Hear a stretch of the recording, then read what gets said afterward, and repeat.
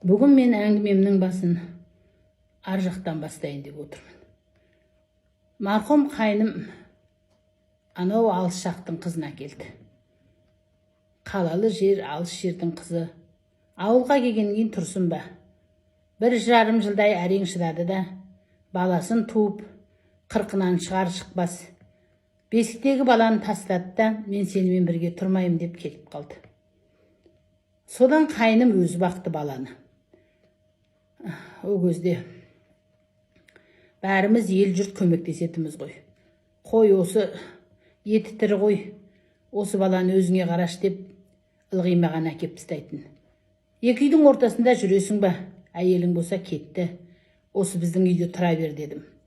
Сөйтіп жүргенде қайнымның құлағының артына бір жара шықты. Ойбай, осы жара не екен деп жүрді. Жүре бермей барсаң жүгір, хирургке бар дедік. Хирургтер барған кезде о кезде қазіргендей заман қайда. Ары қарап, бері қарап ұстапты да, ауырмай ма? Жоқ, ауырмайды. Онда жиравик деп құлағының артында тұрған жараны кесіп алып тастапты. Міне содан басталды. 3 ай көз жұмбай айғайға басып, сол жараның артынан баласы 2,5 жас, 3 жасқа келетін кезде қайным өмірден өтті. Сол радамнан шыққан қағазбен әлгі әйел балаға метіркеді алып болмады. Жан тапсыратын кезінде, нашар жатқан кезінде айта берді. Жеңге, бір тұяқ болса да көрдім ғой, мына бала саған аманат деп. Ойбай, қайтейін, қолында не метіркесі жоқ, не іштемесі жоқ деп ауылымыздың әкіміне бардым. Аты да айбат еді, жақсылық деп әлі күнге дейін көзі тірі бар. Жақсылығы жүр, қайным нашар жатыр. Маған ана қолындағы документі жоқ, не баласын аманатқа беріп жатыр. Ел Құдайдың алдында алам ғой, алмай қайда барам балаларымның. Қоқымын жесе де бірге жүріп адам қылам ғой дедім. Қане қағазы деп. Әйтеуір онымен сөйлесіп, бұнымен сөйлесіп жүріп, қайным қайтқаннан кейін, қайнымның 40-нан кейін әкесі мен шешесі мен әкесі бірінші жолдасымның атында алып берді. Әне-міне деп жүргенше, сол кезде өзі аласапыран уақыт болмады ма? Өзі кішкентай кезінде айтатын. Ана үйде ата деп қалды. Сол үйге свет безді, біздің үйде ата жоқ, ояқ дейтін деп. Соң күлетіміз, өлгезде біреу қайтыс болған кезде сол свет жағатын. Сондай заманнан өттік қой, айналайындар. Сөйтіп бұлдырлап жүргенде қой. Ауыл болмай баратыр, тіршілікке болмады. Ел көшіп жатқан соң ұран тұрып бізде қалаға келдік. Әлгі жаман бірін айтып, бәрін айты деп. Өзі ауылда жүргенде де ұрттап жүретін бірінші жолдасым сол ұрттағанын қоймады. Қой айналайын. Осыған алда кет деп екеуміз заңды түрде араласып, жаңағы өзімнің ұлым, 2 қызым мен 4 баламен мен өзім қала бердім. Балалардың бәріне ұрсып айғайлап жатсам да, әруағыңнан айналайын қайнымның тұяғы ғой деп бұны еркелетіп басыма шығарып бақтым. Ештеңеден келінде болмады. Не керек, бәрін соның қолына алып беріп отырдым. Міне сол бала орыс класына бердім. Қалаға келгенген осыны орыс класына берейін, бір бала орыс оқысыншы деп. Әлгі баламның аты Рақат еді. Рақат өзінің атынан ұялып Рома дейтін болды. Мен Ромамын деп орыс класына барған кен. Мейлі Рома болса Рома болсын деп, өзімнен басқаның бәрі Рома дейді, өзім әлі күнге дейін Рақат деймін. Содан ана бір жерге барып демалғаннан кейін патшаға айттым. Ана сырне жасақ қойып едім Рақатқа арналып. Апарып маразитіліне салып берейін четінен. Жегісі келгенде ет жейді ғой, апаршы мені деп бой бермедім. Барып қонайын бір күн, ертесінде алып қайтасың дедім. Содан бардым, ол кейін мектеп бітіргеннен кейін оқымаймын. Мен деген айтишник боламын деп өзі компьютерден тұрмайтын бала, сол айтишник деген оқыды. Содан 30-дан астың ғой, барған сайын айтам, Рақата 30-дан астың ғой балам, неге үйленбейсің? 3 жыл бұрын болды, Дигдомның баласы Максты осы үйге тұрғызам дейді. Тұрғызсаң тұрғыз, жалғыз тұрғанша үй тұр ғой енді. Тұрғыза бер. Біз көбіне малда ауылдамыз. Білуге де көп көмейміз, самалдағы үйге кетіп жүрміз ғой деп, әлгі 2 ауыз квартирада бұл өзі тұрып жүрді.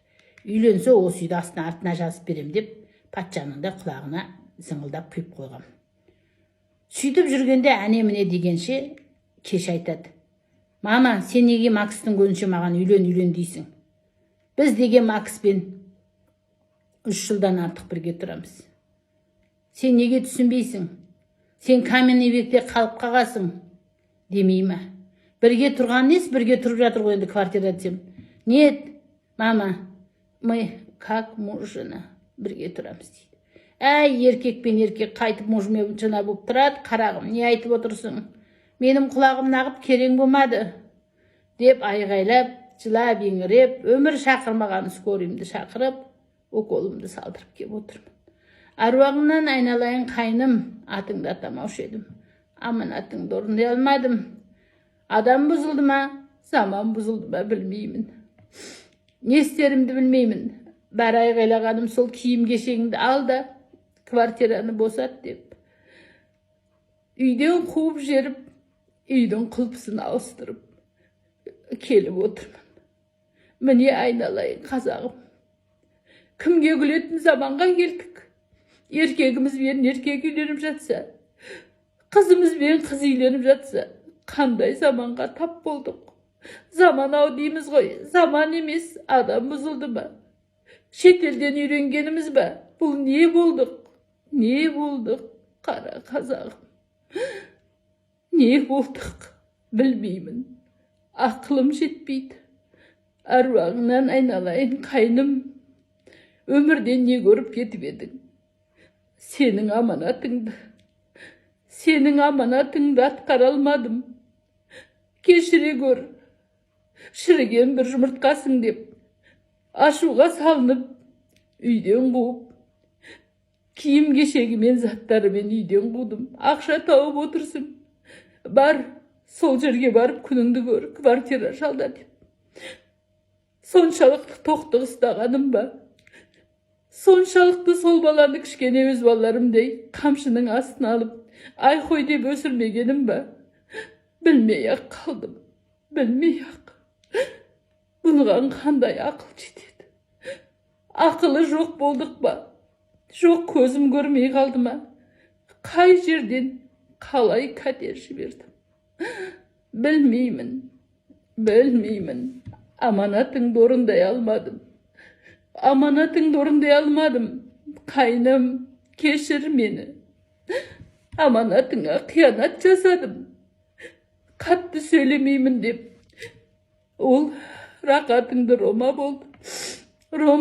Міне Ромам мынандай әңгімені айтып отыр ел жұртым. Қазағым, неге біз өз басымыздағын айтуға қорқамыз? Неге біз елдерді тілдейміз? Сен мейсізсің, сен ақмақсың деп.